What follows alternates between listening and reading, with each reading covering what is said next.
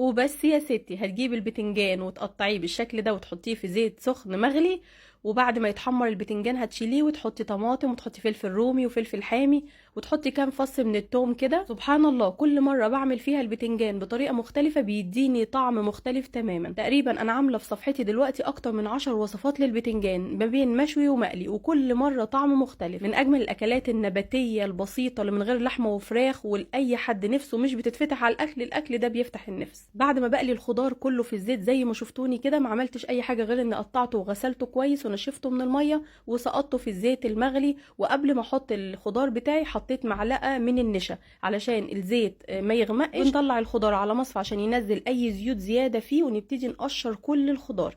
الطماطم بتتقشر، البتنجان بيتقشر، الفلفل بيتقشر، بيبقى تحفه بصراحه. شايفين اتقشر كل الخضار بكل سهوله. بجيبه كده في الطبق اللي هقدمه وبهرسه بالشوكه، الفلفل والبتنجان والثوم والطماطم. هحط كمان 3 معالق من البقدونس الاخضر المفروم، وههرس الخضار ده الدايب اصلا زي ما انتم شايفين، حتى التوم دايب كده.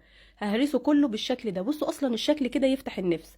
هنحط ملح وعصير ليمونتين كده كبار، هنحط معلقتين كبار من الطحينه، وهنحط بابريكا وشويه كمون، بس كده. وهنقلب كل ده كويس جدا. عايز اقول لكم الطبق ده يفتح نفس اي حد بجد، طعمه حلو قوي. مش هتحسي بنفسك وانتي بتاكلي كده، وعايزالك عيش كتير كده جنبه. وبعد كده هجيب علبه زبادي واقلبها وابتدي احطها على وش البتنجان. عايزه اقول لكم بتخلي طعمه حلو قوي. والاضافه دي اختياري، تقدري تستغني عنها، بس بصراحه لما حطيتها على البتنجان اديته طعم حلو جدا. بعدين رشيت رشه بسيطه من البابريكا. طبعا مش هحط زيت على الوش ولا حاجه لان احنا اوريدي قلينا كل الخضار في الزيت. عاوزه اقول لكم بقى الطعم مظبوط جدا. في كل مره بعمل فيها البتنجان عايزه اقول لكم انا باكله لوحده، ما بعملوش جنب اي اكل. بالنسبه لي هو وجبه متكامله وطعمها يفتح النفس.